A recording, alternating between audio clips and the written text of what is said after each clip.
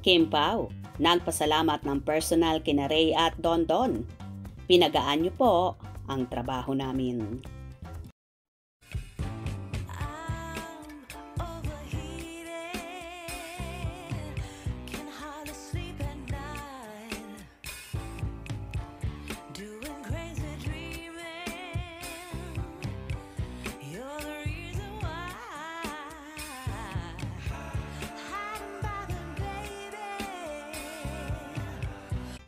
Habang sinusulat ito, ay palipad na pa-Amerika sina Kim Chiu at Paolo Avellino.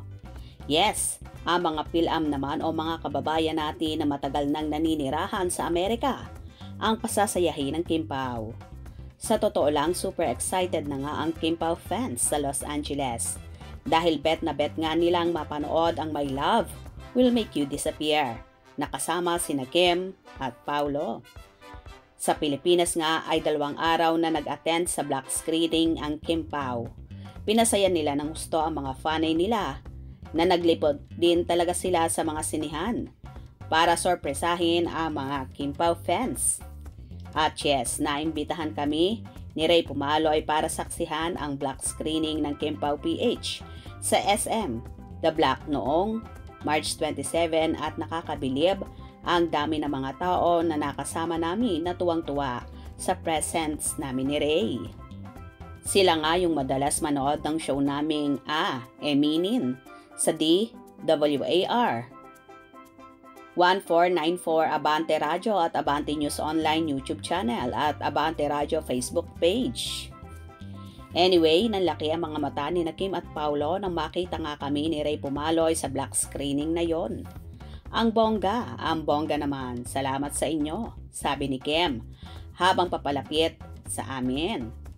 Maraming salamat sa inyo, Sir Ray, Sir Dondon, sa inyong mga good words sa amin, sabi pa ni Kim. At todo pasasalamat din si Paolo nang sabi nga niya, maraming salamat sa mga magagandang salita, sa mga sinasabi nyo sa amin. Pinagaan nyo po ang trabaho namin. Kaya naman hindi katakataka na pumatok talaga ito sa takilya. Sa unang araw nga nila ay kumita na ito ng 12 million pesos.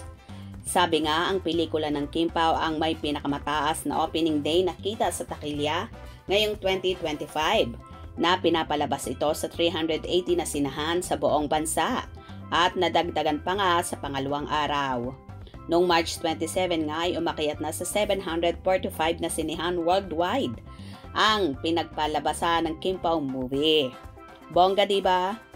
Anyway, trending at usap-usapan din sa social media lalo na sa X ang Kim Pao.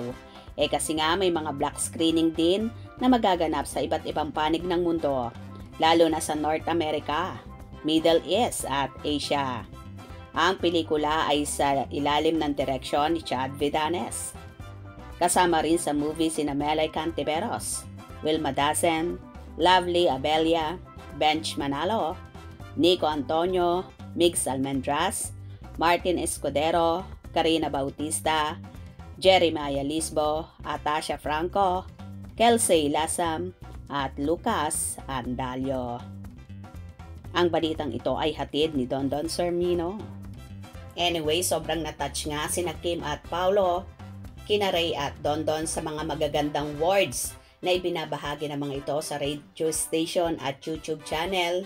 Kaya naman, lalong naging bongga ang Kim Pao tandem. Hope you enjoyed. Please subscribe for more info.